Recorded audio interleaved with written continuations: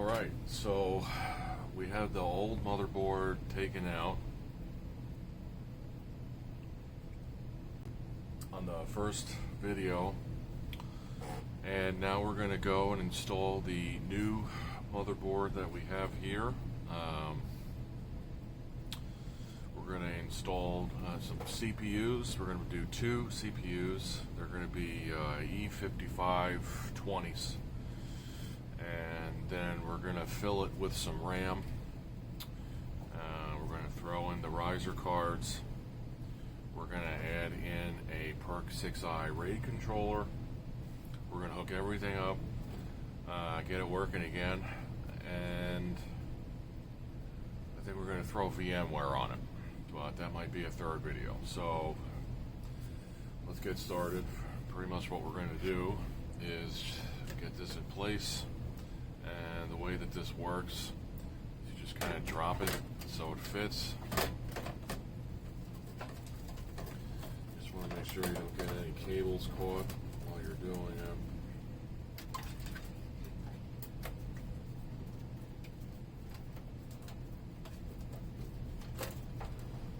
it. And once you have it down,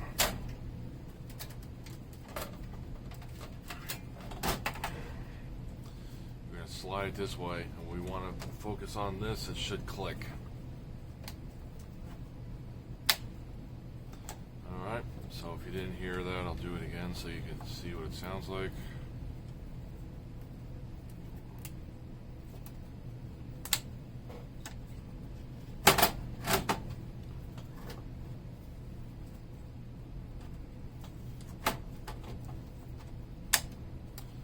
Cool. Start reconnecting all the components, and I'm going to go a little faster when I'm doing this. May not explain every piece of it. The first video around what we're doing, it covered that in more detail as we walked through it. So if you're wondering what all of these different cables are and what they do, check that out.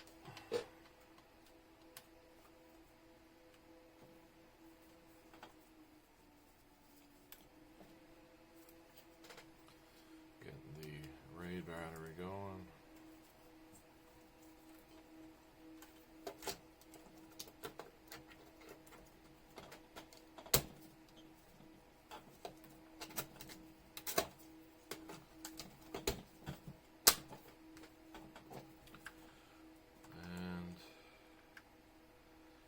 So I don't know if you can hear the server on that in the background, but I'm running a DL, it's an HP DL 360 G7.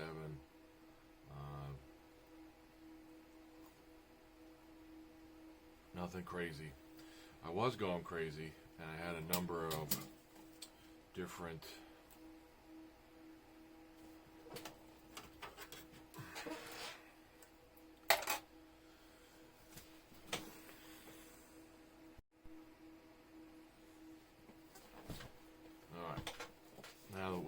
the connectors going here. We're going to get the riser cards installed.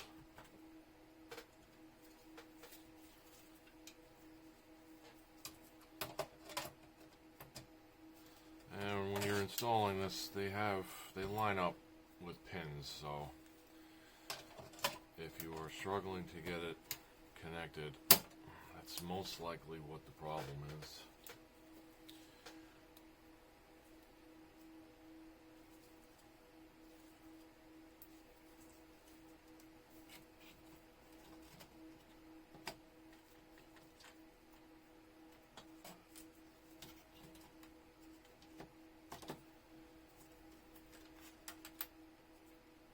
So I was doing a vSAN cluster.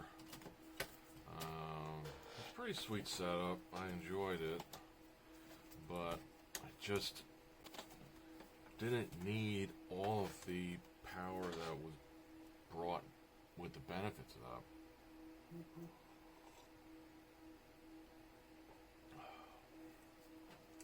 So I tore it down and I downsized considerably. Here's your PERC 6i. We're going to be installing this guy.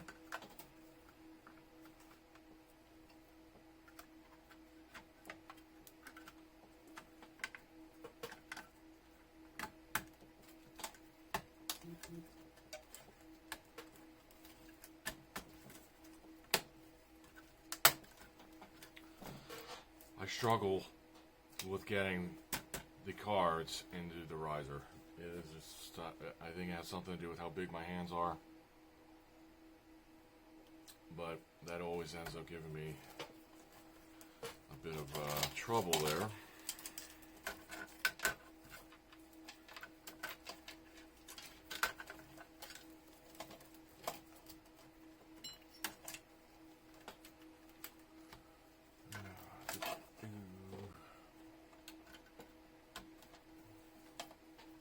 And again, if I'm going too fast in the first video, I walked through this slower. So I described each component as we took it off, and how everything should fit, what it does. So I'm just going a little faster here just to get everything set and powered up here, so we can get going.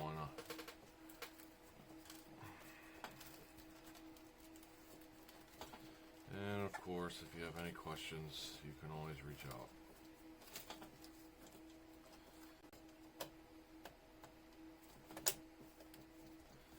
Alright, so now that we have this set, we are ready to move on to installing the CPUs.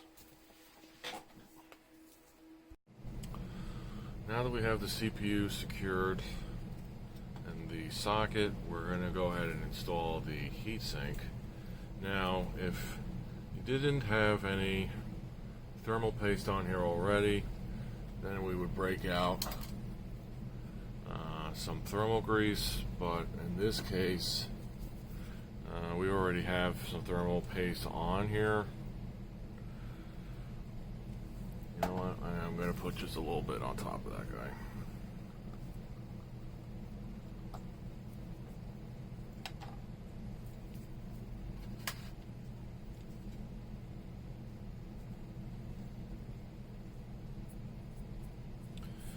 You don't really have to go nuts. You just, a lot goes a long way with this.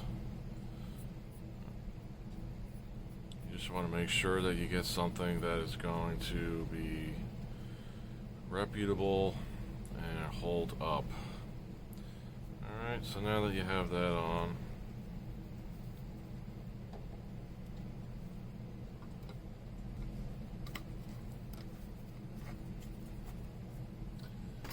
we can go ahead and get the heatsink installed.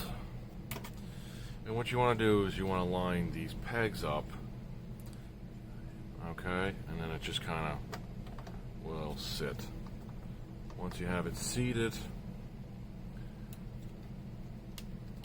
lock it in place,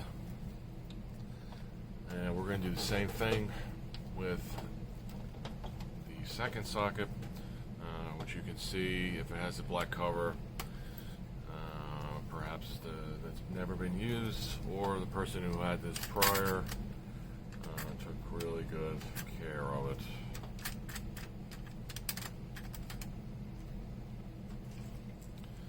And again, we're going to just pop this guy up.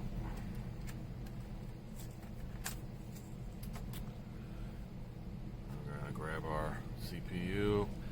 You want to inspect both the socket and the CPU, make sure that there are no damages, and then what you want to go ahead and do is line everything up and drop it in. And so in this case we're going to be flipping, so it's going to go in like that.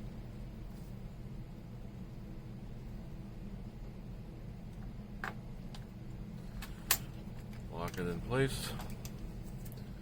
I need a little more thermal paste.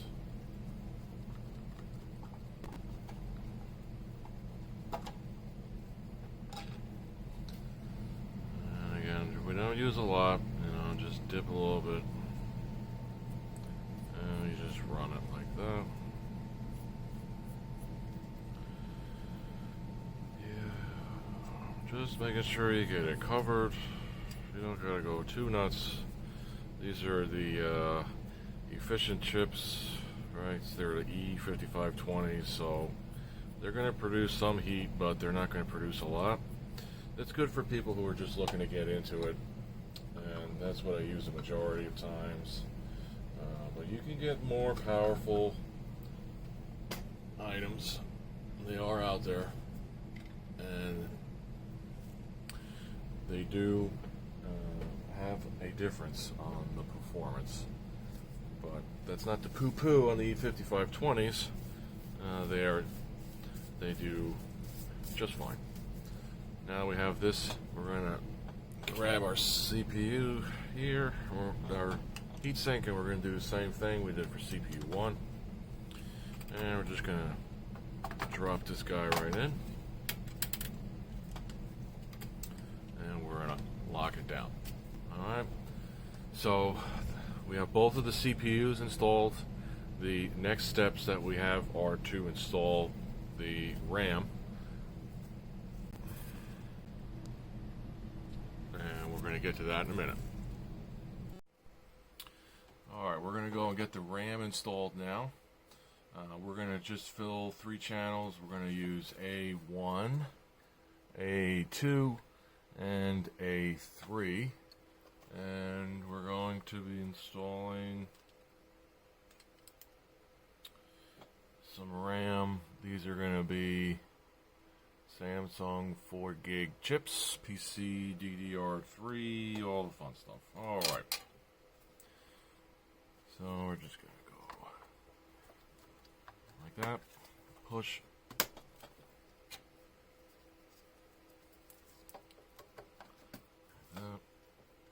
Push. And you can see here, so if we have 4 gig on this side,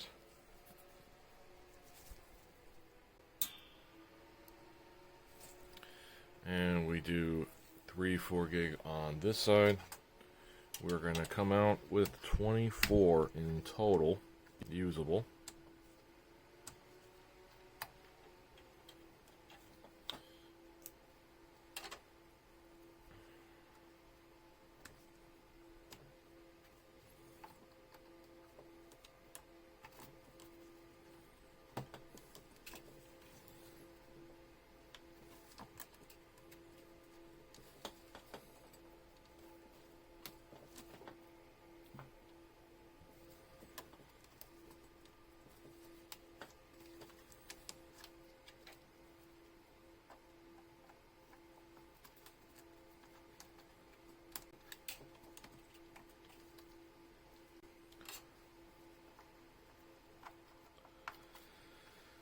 Alrighty, so now we have that. Make sure that we have all the clips in place. You want to be somewhat gentle with them, because if they snap or break, it's not the end of the world, but you like to keep things nice, right? Now that we have the RAM installed, we're just going to go and install the CPUs.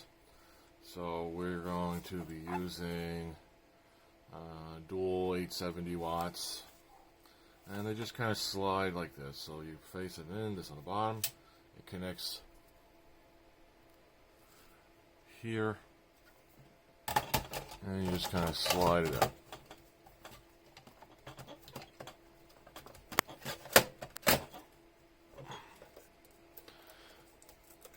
Make sure you can't pull it out. Good. Move on to the next. Should take you about more than a few seconds to do this, really. Next step is to put the fans back in. So what you want to make sure is that your airflow is pointing towards the back. And when you're lining it up, you're going to make sure that these here line up with the pins that are alongside the metal on both sides.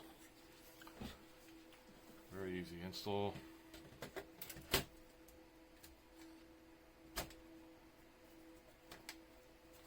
push the tabs down and you're good. And then you want to get your airflow cover and drop that in place. Alright, with the lid on, so the idea that we're going to be doing is installing VMware. So what we're going to be using are, this particular server is a 2.5 inch drive front end.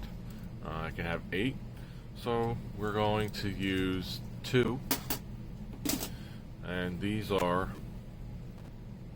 72 gig 15K SAS drives, and we're going to put them in a RAID 1.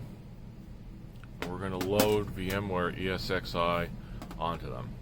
So what do you get with RAID 1? If you're not familiar, you're going to get a mirror image. So in case you lose a drive, you still have your host up and running, and it gives you some time to install a new drive so you don't go down.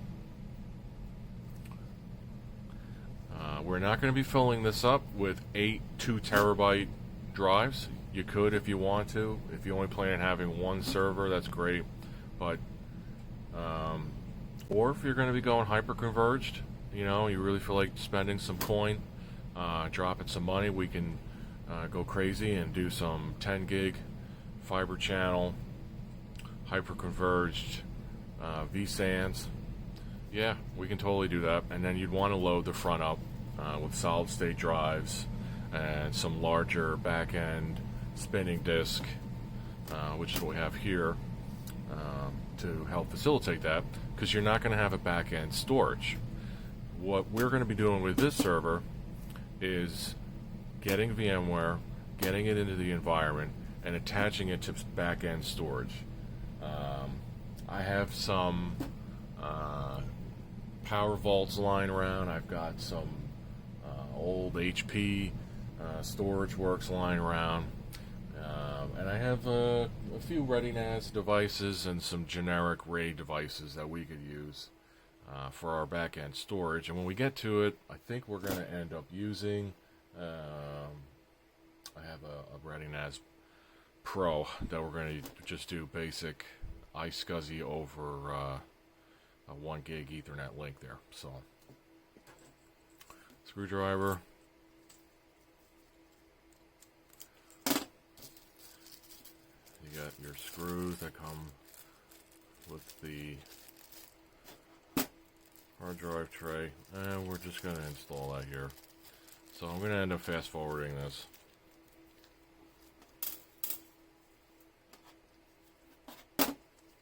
But just to give you the gist, you can see that they have little writings on them. Alright, but what we are primarily concerned with is lining up the screw holes with the holes here.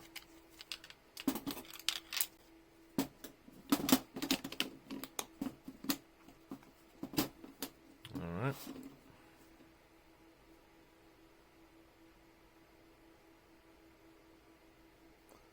I'm just going to screw them in.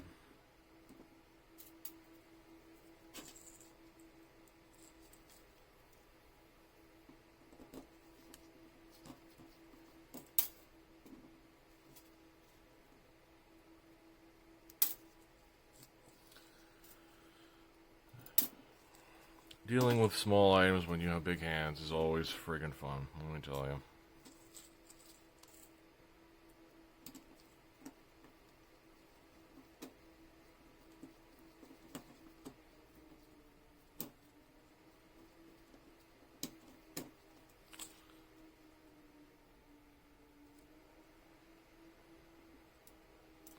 Or screws they sound.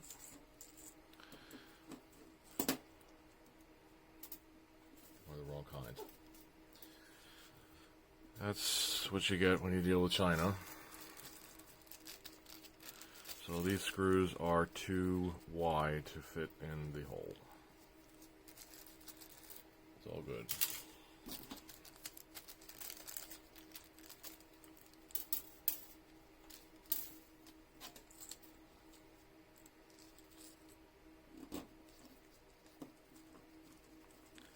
I think that's an important lesson here, right? Something, if you're having a hard time doing something and you know that it shouldn't be that complicated, chances are you're just not doing it right. And it might not have anything to do with you at all. It could just have to do with the trust that you place in your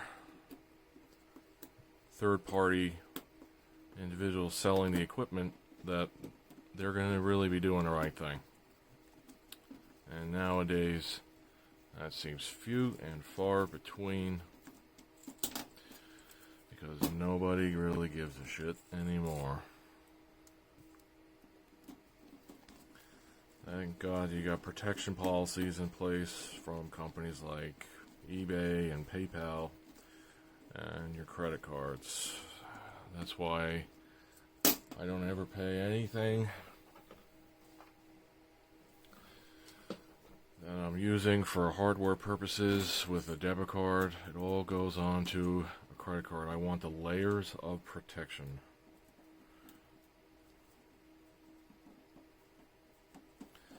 So far, I've only had to use it a few times.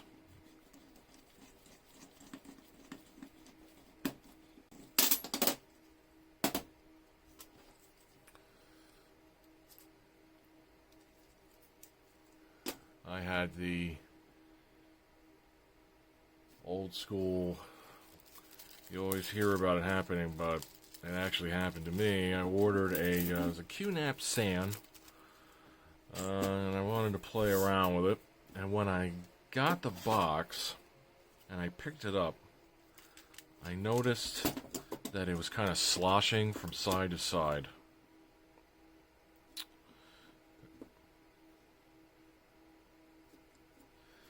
And that immediately alerted me that something might not really be correct.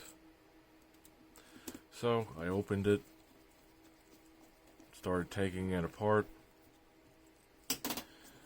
and sure as shit, inside where the motherboard and the components would be was a light blue wrapped, almost like the birthday gift paper that you would get from the store and put in one of those bags and fluff it up.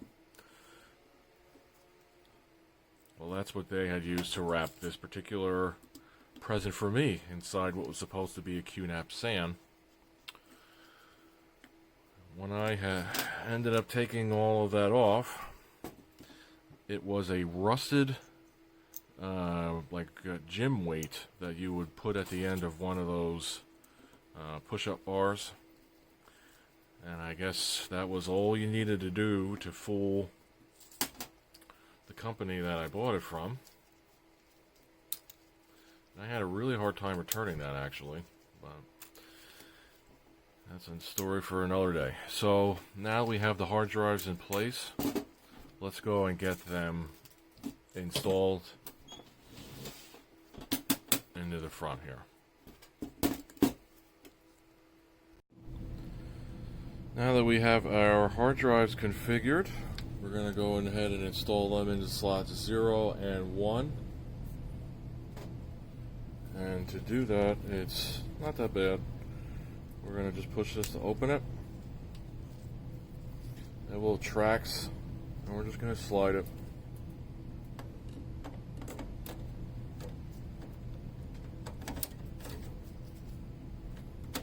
Alright. We do the same thing with the other one.